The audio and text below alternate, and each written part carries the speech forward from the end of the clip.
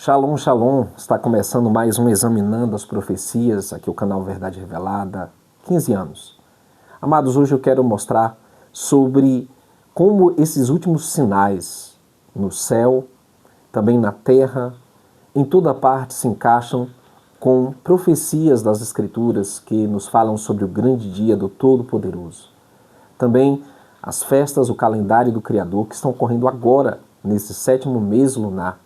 As palavras do nosso Salvador que há 2000 anos atrás nos avisaram sobre esses sinais. Mas antes, eu gostaria de orar com você e por você. Feche seus olhos. Pai Todo-Poderoso, abençoa o teu povo, sinceros, que são chamados pelo teu nome, Pai, que atendem ao teu sinal no céu. Nos ajuda a entender os sinais ao nosso redor, os eclipses, a lua de sangue que está chegando, as festas, e principalmente o nosso papel, nossa compreensão nesse momento. Abençoa o teu povo, em nome de Yahushua HaMashiach, pedimos o teu perdão. Amém. Tivemos então, queridos, no último dia 12, um eclipse solar que apareceu em algumas regiões do mundo. Logo em seguida, tremores como os da Indonésia, tivemos 7,7 na escala, e nesses últimos dias nós vemos a intensificação da escalada dos conflitos, tanto lá no Estreito de Hormuz. Agora, o presidente americano já fala em atingir ali o país de Omã, que é um país que também tem participação naquelas águas do Estreito de Hormuz, e a intensificação de bombardeios nos próximos dias. Sem mencionar o conflito lá com a Ucrânia, a Rússia, também se intensificando. E juntamente com tudo isso, vemos sinais de eclipses, a lua de sangue chegando e também sinais de que toda uma cadeia mundial será afetada por esses conflitos, pelos cataclismas, as catástrofes que estão sendo provocadas. Eu gostaria de começar essa explanação com Lucas 21, verso 25 em diante, que diz: aparecerão sinais no sol, na lua e nas estrelas. Na terra, as nações ficarão angustiadas e atordoadas por causa do som e das ondas do mar. As pessoas desmaiarão de medo pela expectativa do que acontecerá com o mundo, porque os poderes no céu serão abalados. Então, observe, queridos, que nos próximos dias nós temos grandes sinais. O eclipse que aconteceu não é o sinal mais importante desses dias em que estamos vivendo. Nós tivemos também agora, no último dia 13, uma lua nova que saiu anunciando a contagem para as festas do outono. É muito interessante que nós observemos que a lua de sangue se dará exatamente mais uma vez em uma festa de cabanas, uma festa de Sukkot. Vejamos o que as Escrituras dizem em Salmos 81 e no verso 3, referente aos sinais no céu, alinhados com as festas do Criador. Diz: toquem, soem o shofar em Rosh Hodesh, ou seja, na lua nova, e na lua cheia, na festa das peregrinações. Estou lendo a versão do Dr. David Stern, a Bíblia Judaica completa. Então nós temos a lua nova, que aconteceu agora no dia 13 de agosto, e temos a lua cheia, e onde nós temos neste ano, mais uma vez, uma confirmação do Pai, que é a data correta. Não como os judeus vão comemorar em setembro, mas exatamente como o Criador determinou no 7º mês lunar. Será no dia 27 a 28, que será marcado por um eclipse lunar, uma lua de sangue. Exatamente como tivemos tétrades lunares em torno da década de 10, agora no início da década de 20, mais uma vez a festa de Sukkot está sendo confirmada, a data correta, com uma lua de sangue. E o que o Criador está tentando nos transmitir? Qual é a mensagem para nós? Nós iremos agora para Joel, capítulo de número 3, que diz assim: com toda clareza sobre o significado da lua de sangue. Está escrito assim: depois disso derramarei meu espírito sobre toda a humanidade. Seus filhos e filhas profetizarão, os idosos terão sonhos, os jovens terão visões, e também derramarei meu espírito sobre servos e servas. Mostrarei maravilhas no céu e sobre a terra: sangue, fogo e colunas de fumaça. O sol se transformará em escuridão e a lua em sangue, antes da chegada do grande e terrível dia de Yahweh. Estamos em 2026. O Criador está falando para o seu povo que o seu grande dia está chegando. É um dia de juízo, é um dia de acerto de contas. Nós também estamos te convocando, principalmente você que teme ao Criador, que conhece a palavra, está atento aos sinais, a participar do nosso jejum de 24 horas, que vai do pôr do sol desta sexta-feira agora até o pôr do sol do dia 21, até o pôr do sol do dia 22. De 21 a 22 de sexta para sábado são 24 horas de jejum. O Criador está nos chamando para erguer um clamor de uma mensagem de arrependimento, uma mensagem de intercessão por todos os nossos familiares, por nossas próprias vidas, porque Yom Kippur, o dia da expiação, ele remete à aflição de espírito, à contrição do coração e um clamor para que o Pai preserve nossos nomes escritos no livro da vida do Cordeiro. Então, é um dia muito especial. Ele também faz uma referência àquele grande dia em que o Messias virá dar a recompensa tanto para os bons quanto para os maus. A saber, a vida eterna aos seus e condenação eterna para aqueles que rejeitarem a salvação do Messias, o Cordeiro. Então está escrito assim em Joel, capítulo de número 2, verso 15 em diante: toquem o shofar em Sião, anunciem um jejum sagrado, reúnam uma assembleia solene. Juntem o povo, consagrem a congregação, reúnam os líderes, congreguem os filhos, até as crianças que mamam no peito. Que o noivo deixe seu quarto, e a noiva o aposento nupcial. Que os corraninhos, sacerdotes que servem a Iá, permaneçam chorando entre o vestíbulo e o altar. Que eles digam: poupa teu povo, Iá. Não exponhas tua herança à zombaria, nem faças dele um objeto de desprezo entre os goim, os gentios. Porque os povos diriam: onde está o seu Deus? De ano em ano, todos os anos, o povo do Eterno se reúne num dia específico para orar, jejuar e para se consagrar e interceder por todos os irmãos, por todos os familiares, por todos os conhecidos. E esse dia está chegando.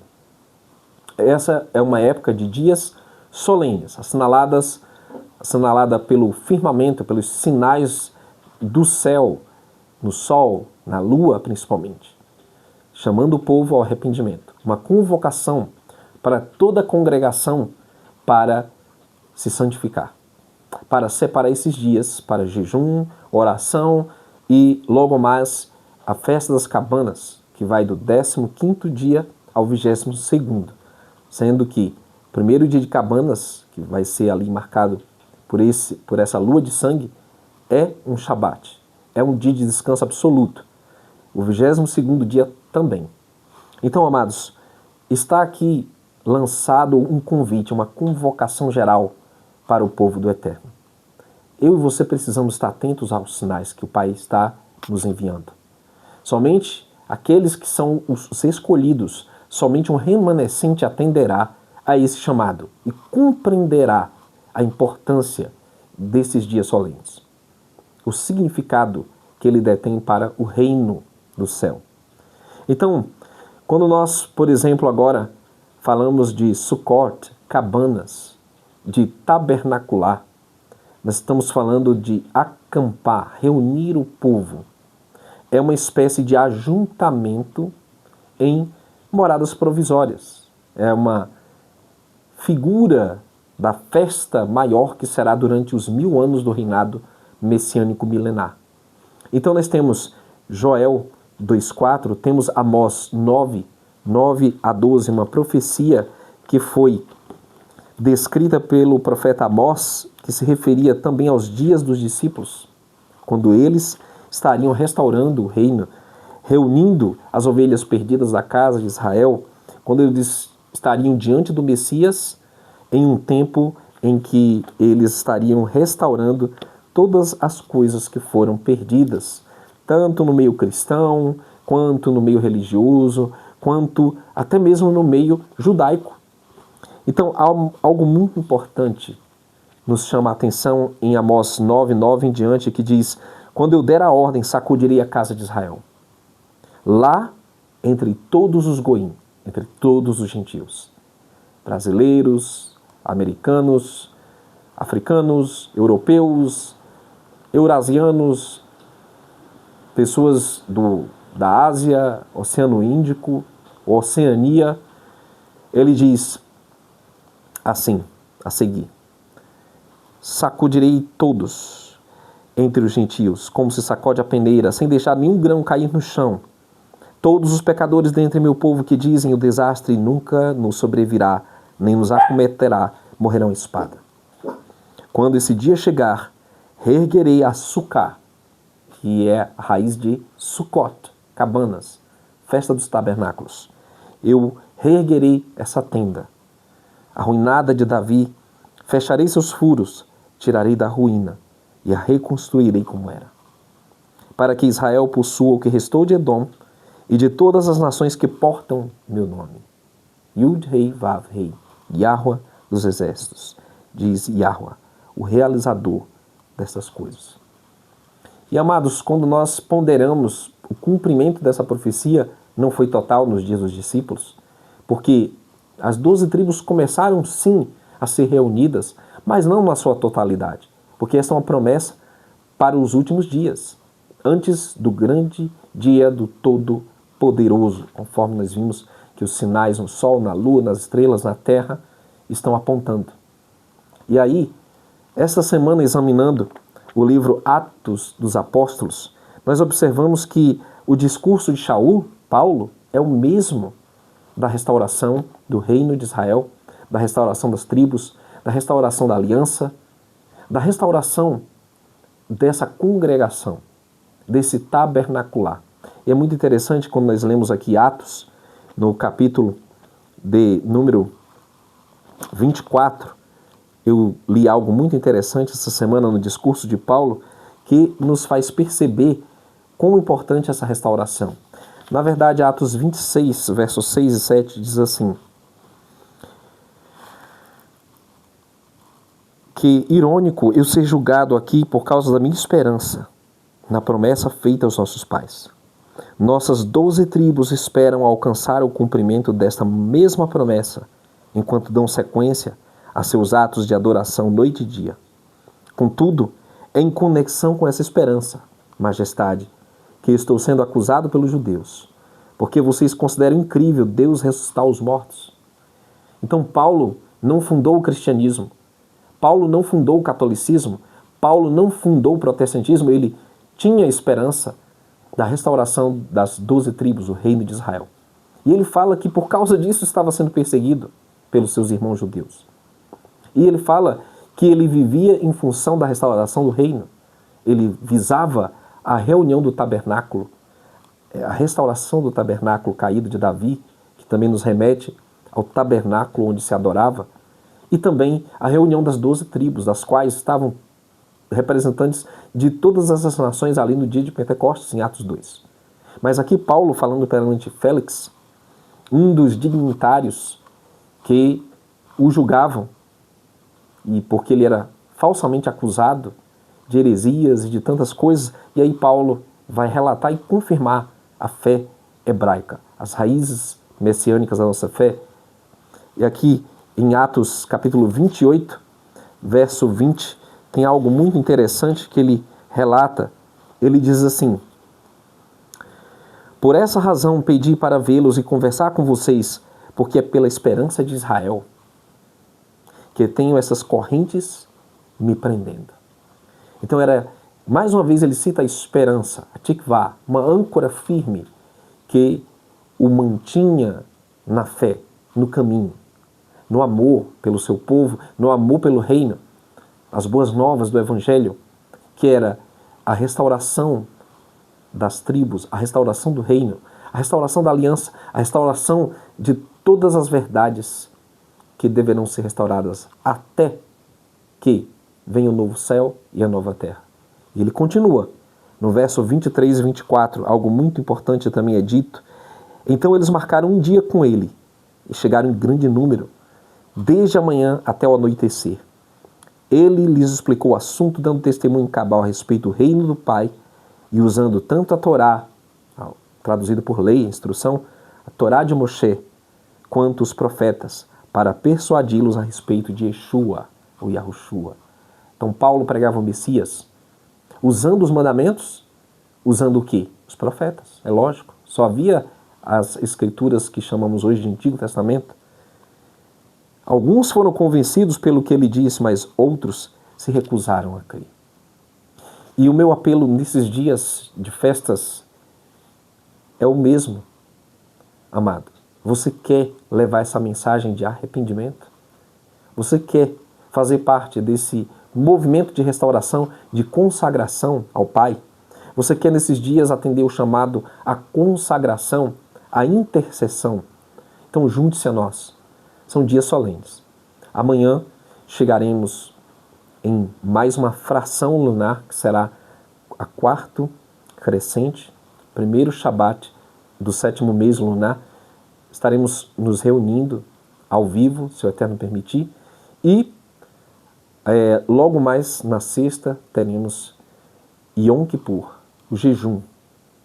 Festa também que Paulo guardou, eu li há pouco aqui no livro de Atos, festa que os discípulos guardavam, um chamado a um remanescente que compreende os sinais, que ouve a voz do Pai e que guarda seus mandamentos. Esse é um convite a todos, eu aguardo vocês para juntos estarmos reunidos. E amanhã estaremos mais uma vez trazendo uma mensagem pontual, partindo do pão, que é a mensagem vinda dos céus do Pai para nós nesse momento específico. Vigiemos, estejamos atentos, levando a mensagem de arrependimento, praticando a consagração, a santificação para esses dias solenes. Shalom, shalom. Até uma próxima live, até um próximo vídeo, se o Criador permitir.